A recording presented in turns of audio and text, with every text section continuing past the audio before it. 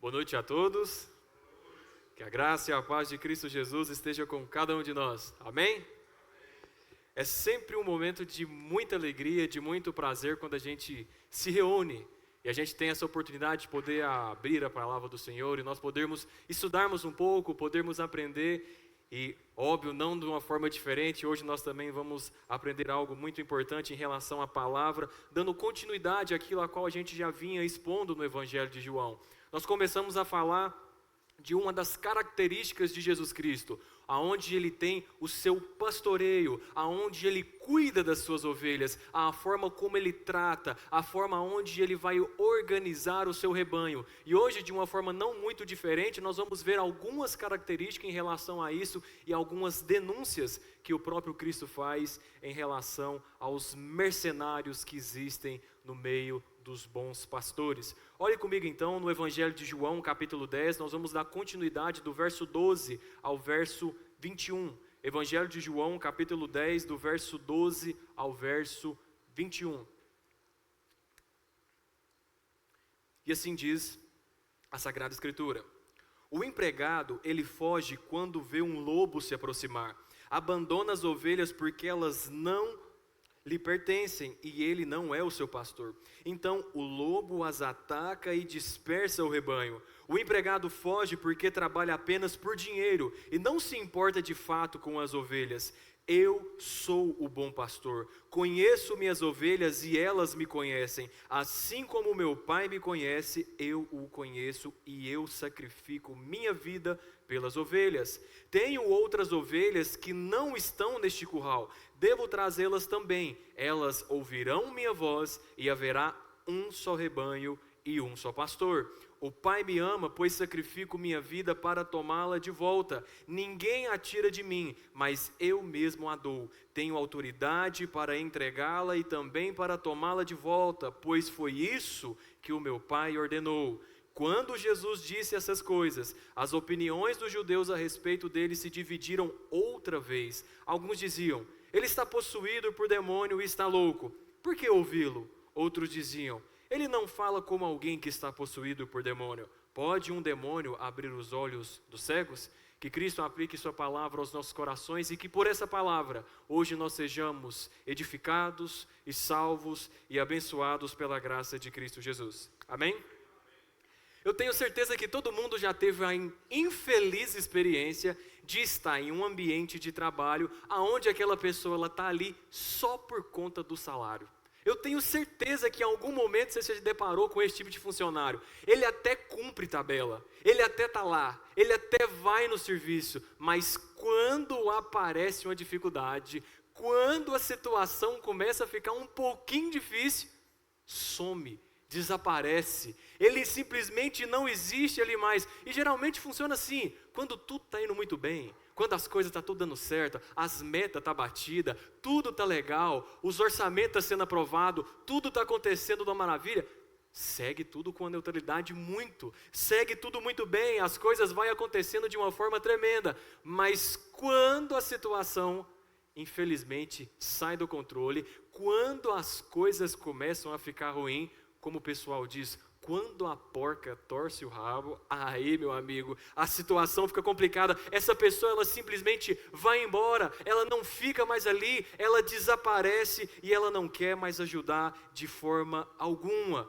Jesus, ele vai pegar essa experiência comum da vida, essa experiência comum do dia a dia, e agora ele vai jogar isso para o campo espiritual, ele vai jogar isso para a vida espiritual e mostrar como que isso acontece também no nosso dia a dia. Ele vai dizer, em outras palavras, obviamente parafraseando aqui, mas ele vai dizer o seguinte: olha, nem todo mundo que parece pastor, realmente ele ama as suas ovelhas. E não para por aqui, mas o verdadeiro pastor, ele é conhecido não pelo seu discurso, não pela sua boa oratória, mas pelo que ele faz quando o perigo chega, quando o perigo se aproxima, quando a situação realmente ela fica complicada. Quando nós olhamos para João capítulo 10, do verso 12 ao verso 21, Jesus ele vai mostrar quem ele é, o que ele realmente veio fazer, até onde o seu amor ele tem a capacidade de alcançar algumas vidas. E não somente isso, aonde ele vai mostrar também o porquê, inevitavelmente, essa ação também divide algumas pessoas. E uma coisa que me chama bastante atenção já de início aqui é que Jesus ele não está simplesmente, nesse contexto que nós vamos expor, mostrando uma metáfora bonita, uma história legal. Não, ele não está simplesmente fazendo isso, mas ele está revelando o caráter de um verdadeiro líder espiritual. Ele está mostrando o coração do Evangelho, e nós vamos conseguir ver pelo menos 3 movimentos que ficam muito claros aqui nesse contexto. Primeiro movimento que nós vamos conseguir ver é que quem não ama, abandona. Quem não ama, não tem compromisso. Quem não ama, não se importa. Segundo movimento que nós conseguimos ver de uma forma muito clara, já ao contrário agora, quem ama se entrega, quem ama se preocupa, e no caso de Cristo, quem ama, ele está disposto até mesmo de entregar a sua própria vida. E o terceiro movimento que nós vemos aqui é quem se entrega, ele acaba reunindo um povo para si, e quando isso acontece, o mundo ele reage, mas ele também se divide por causa do impacto que o Evangelho ele pode produzir. E justamente nessa linha de raciocínio eu quero ver com vocês essa noite pelo menos 5 tópicos aonde nós vamos expor o Evangelho de João. Olha comigo o verso 12 ao verso 13, aonde nós vamos ver então no nosso primeiro tópico o mercenário e o lobo, liderança sem amor e sem compromisso. Olhe comigo o que diz o verso 12 e o verso 13.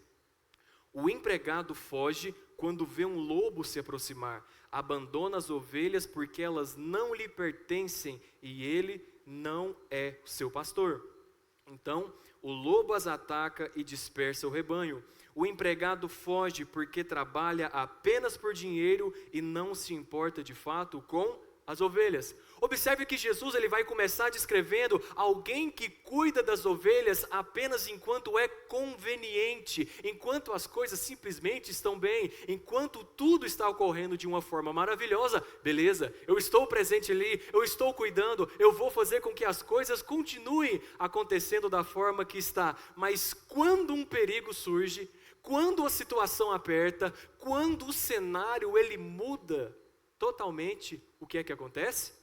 Ele foge, ele não está ali mais naquele ambiente. Mas por que que isso aqui acontece? Por que que nós conseguimos ver isso? A própria palavra nos diz, porque as ovelhas não são dele.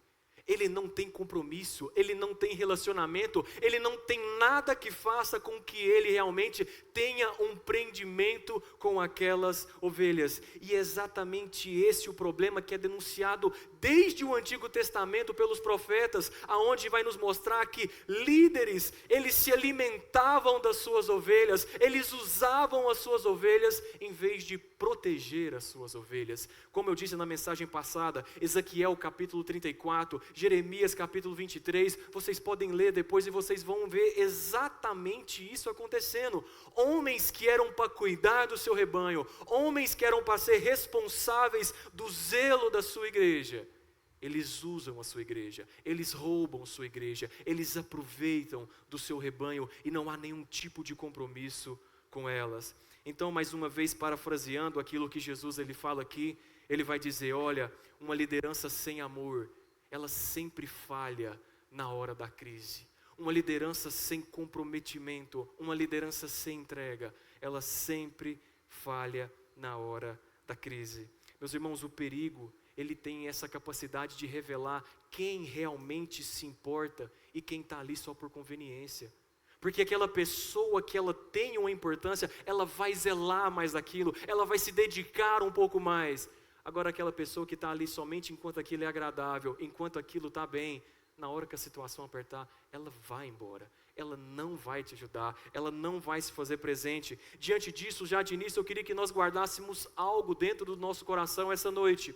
Primeira coisa que eu gostaria que nós guardássemos em nosso coração é que nem toda liderança espiritual é pastoreio verdadeiro. Alguns só lideram por conveniência. É isso mesmo. Enquanto o salário está caindo na conta, opa, pode deixar, eu vou zelar da igreja, eu vou cuidar dela. enquanto a igreja tem 500, 600, 700 membros, pode deixar, eu vou continuar fazendo o pastoreio dela. Espera aí, enquanto a arrecadação do dízimo está boa, está legal, pode deixar, eu vou continuar fazendo parte dela. Enquanto a igreja consegue promover uma série de coisas, ou enquanto eu ainda estou engajado na alta sociedade, com pessoas do alto escalão da cidade, opa, pode deixar, eu vou continuar fazendo o meu trabalho. Mas quando o cenário muda, quando aquela igreja de 700 pessoas passa a ter 50, quando o salário já não começa mais a cair na conta, quando as pessoas começam a se afastar, o que acontece? Vão embora, porque não lideram por amor, lideram por conveniência, lideram porque é agradável, porque é rentável, porque de alguma maneira faz algum sentido para aquilo que ele acha que é correto.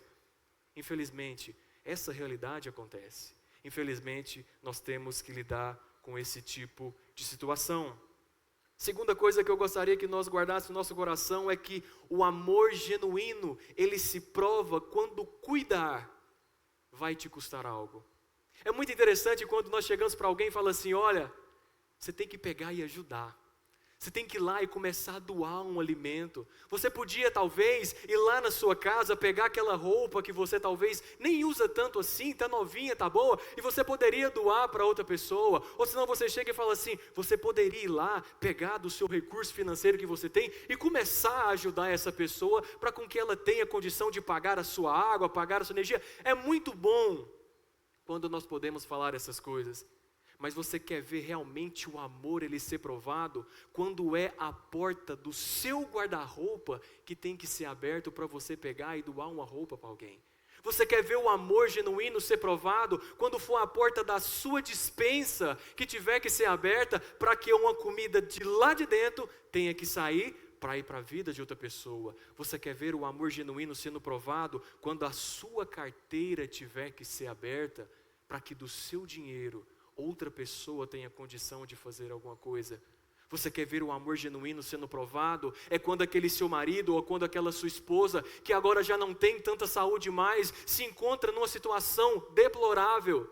E ainda assim, você tem que continuar do lado dele, amando essa pessoa, cuidando dessa pessoa.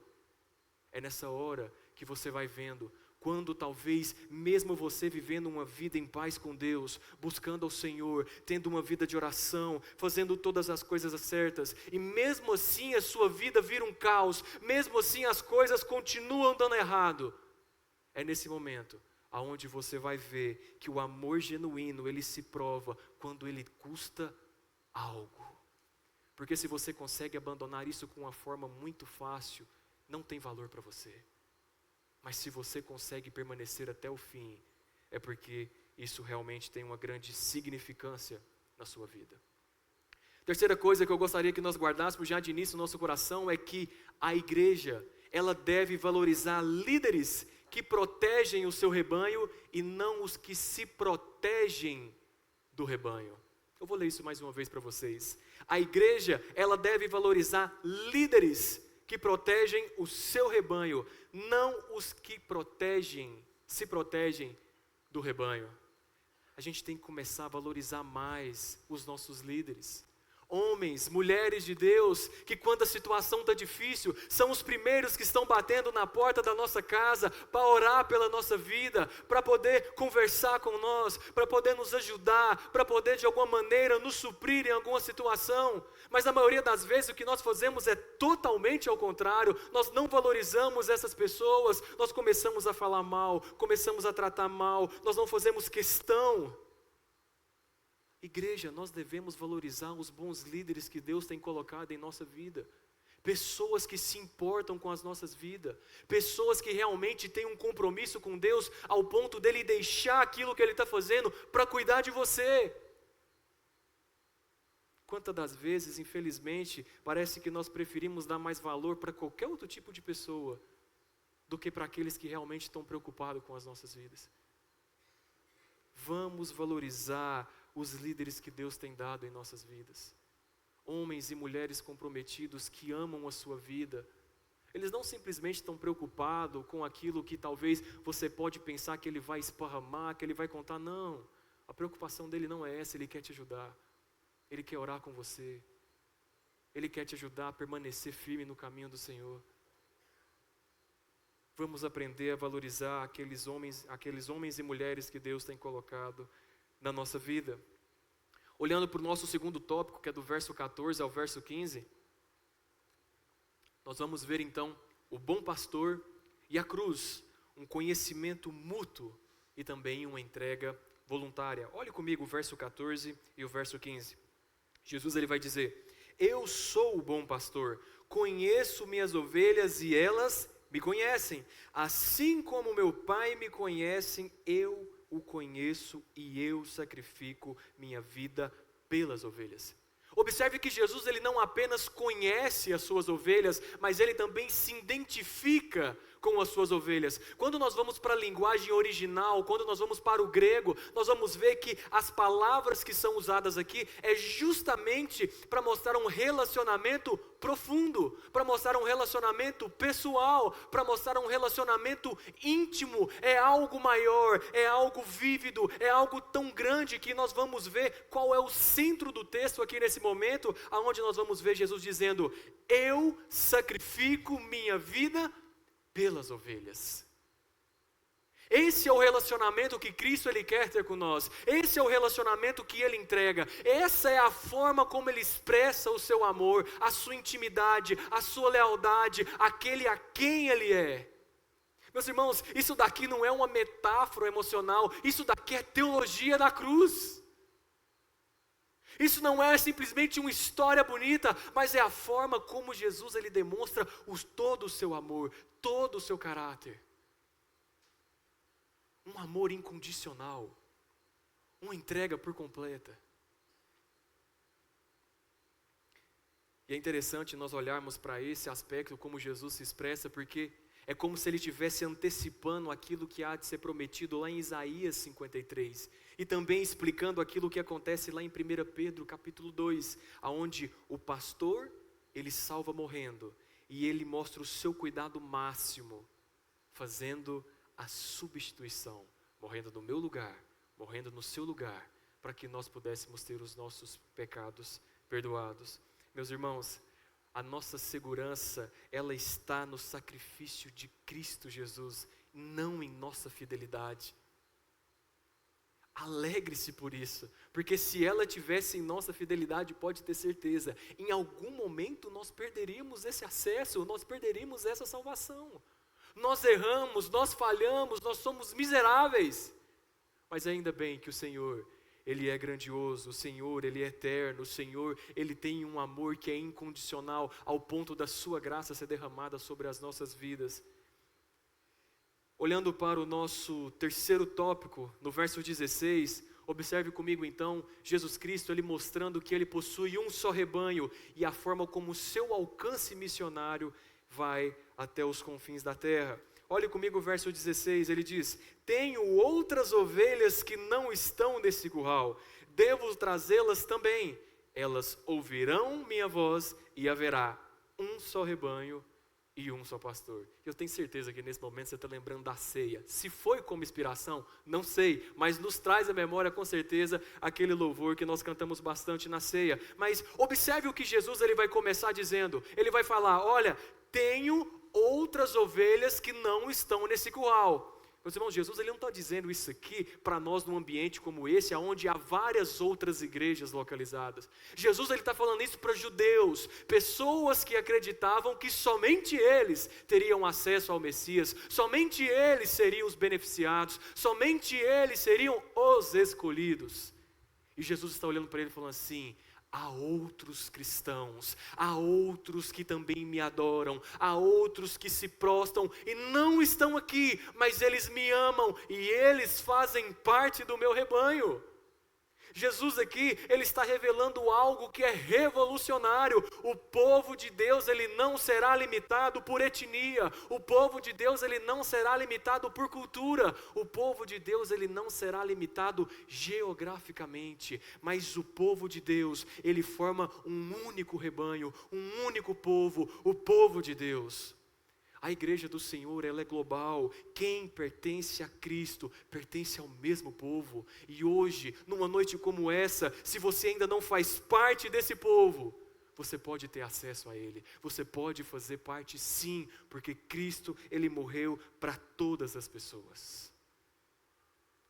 Olhando para o nosso quarto tópico, nós vemos do verso 17 ao verso 18, onde Jesus ele vai mostrar o seu amor, a sua autoridade, a obediência, até mesmo na entrega da sua própria vida. Olhe comigo.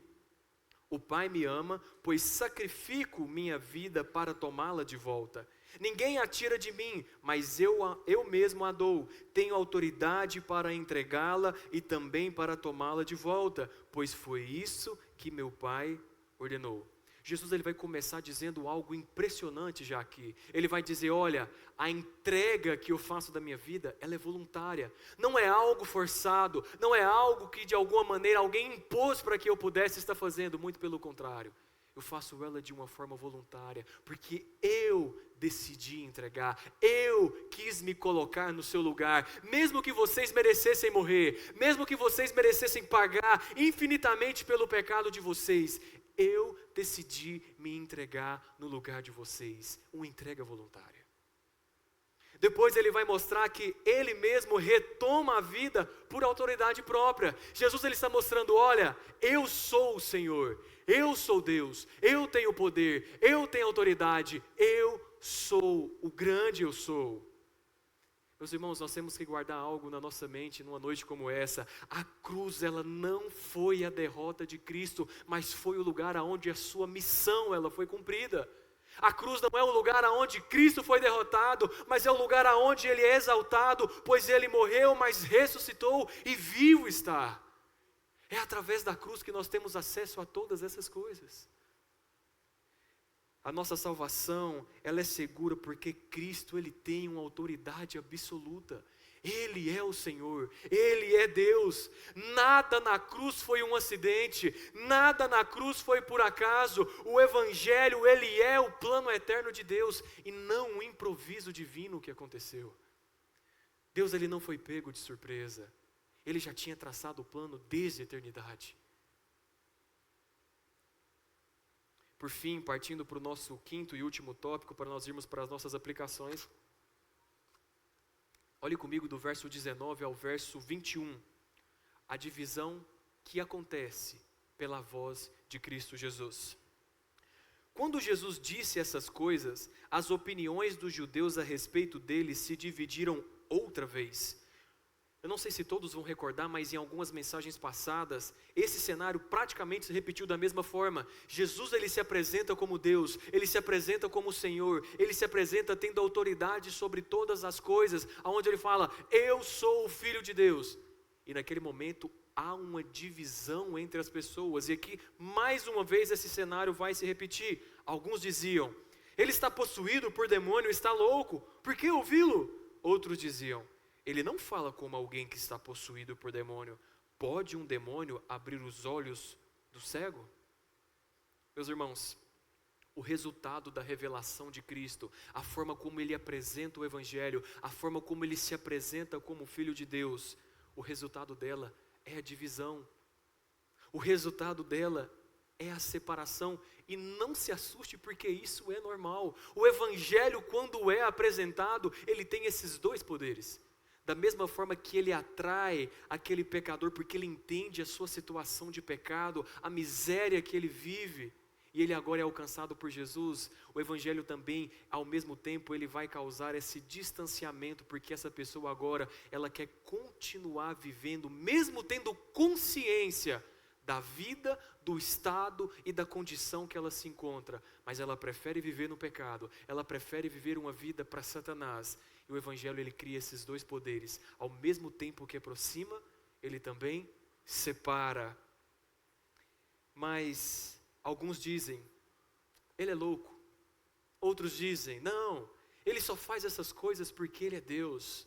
Independente da forma como as pessoas vão opinar, independente da forma como as pessoas elas vão pensar, uma coisa é fato, Cristo ele nunca foi neutro. Cristo, ele sempre deixou as coisas muito claras. Cristo, ele sempre se apresentou de uma forma muito concreta. Cristo, ele sempre trouxe a evidência do Evangelho. E ele sempre exigiu uma resposta. A grande pergunta que fica para nós aqui, nesse momento dessa noite é: qual é a resposta que você tem dado para Cristo? Como você tem se comportado? Como que está o seu coração? Será que você é aquele tipo de pessoa que prefere talvez se afastar e continuar vivenciando o pecado? Ou você é a pessoa que entendeu a miséria de vida que nós vivíamos amarrados ao pecado e decidiu entregar a sua vida a Cristo? Qual é a sua resposta essa noite? Como você se comporta? Jesus, ele nunca deixa as pessoas indiferentes. Ou você sai daqui hoje com Ele, ou também você sai daqui hoje consciente de que optou por viver uma vida sem Ele. O Evangelho, ele é muito claro, a palavra do Senhor é muito clara, a forma como Jesus se apresenta é muito clara. Só há duas possibilidades: ou sairmos com Cristo, ou sairmos sem Cristo. Partindo então para as nossas aplicações, eu não quero tomar o tempo de vocês e nós já estamos caminhando para o final. Primeira aplicação que eu quero tirar desse contexto para os nossos corações é que nós precisamos discernir entre pastoreio bíblico e interesse pessoal. Realmente isso. Meu irmão, você não deve servir somente aquilo que é conveniente para você, somente aquilo que te agrada, somente aquilo que de alguma maneira te traz um êxtase, somente aquilo que te traz uma alegria, mas você deve olhar para tudo aquilo que o Senhor, Ele coloca como um padrão e regra, e viver para Ele, viver para o Senhor, viver para Cristo. Chega de viver uma vida olhando somente para você como se você fosse o centro do universo. Você não é o centro do universo. Você não é a última bolacha do pacote. Chega de viver essa vida querendo olhar somente para si, como se você fosse o centro de todas as coisas. Viva uma vida como o Senhor, Ele sendo o centro do universo. Não é nós querendo colocar Deus dentro dos nossos padrões. Não é nós querendo colocar Deus dentro da nossa forma, dentro das nossas regras, dentro daquilo que a gente acha interessante. Mas é dentro daquilo que a Bíblia ela mostra como verdade. Meus irmãos, o Evangelho é sobre Ele. Não é sobre as nossas aceitações. Não é sobre as nossas permissões. Segunda aplicação. A igreja ela deve refletir o caráter do bom pastor: amor, sacrifício e fidelidade. Nós devemos ser como um espelho. Se em algum momento da nossa vida isso não tem sido nítido, se em algum momento da nossa vida isso não tem sido notório, vamos parar, vamos fazer uma autoanálise. Há algo de errado acontecendo em nós. Vamos fazer um check-up. Há algo acontecendo em nós que não está de acordo. Há algo que está errado. Há algo que precisa ser tratado. Por que as pessoas já não conseguem ver mais Cristo em nós? Por que as pessoas já não conseguem ver alguma evidência do que é o Evangelho em nós? Aonde nós estamos errando? Onde nós estamos falhando? O que nós estamos deixando a desejar? Era o momento de parar, de refletir e fazer uma autoanálise. Terceira aplicação: missões devem fazer parte da identidade da igreja e não de um único e exclusivo departamento. Missões não é somente o missionário que deve fazer. Missões não é somente o pastor que deve fazer. Missões não é somente os líderes que devem fazer, mas missões devem fazer parte da identidade da igreja. Todos nós fomos chamados a divulgar o Evangelho, não necessariamente em cima de um púlpito como esse, mas no seu trabalho, no seu ambiente de escola, aonde você está inserido, você pode divulgar o Cristo, você pode levar o Evangelho a outras pessoas, você pode ajudar outras vidas. Todos nós fomos convocados a fazer uma parte missionária em nossas vidas.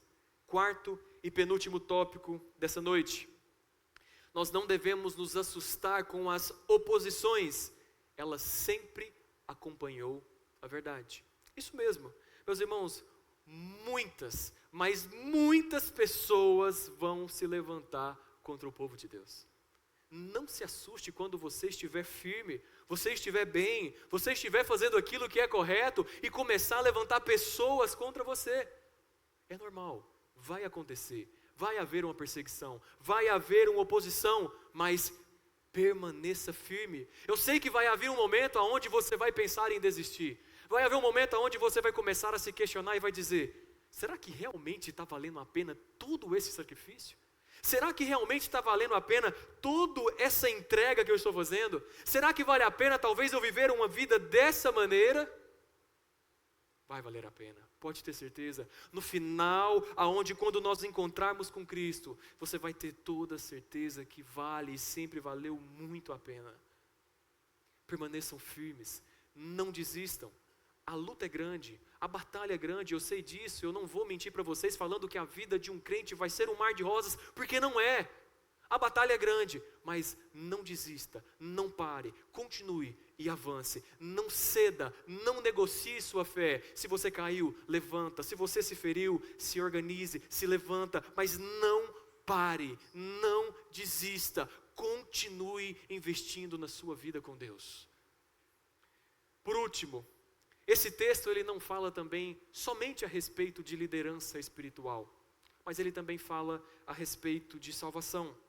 Existem apenas duas realidades apresentadas aqui nesse contexto, aonde ele vai mostrar mercenários que somente abandonam e usam as suas ovelhas, e ele vai mostrar também o bom pastor, que ele morre e se entrega por você.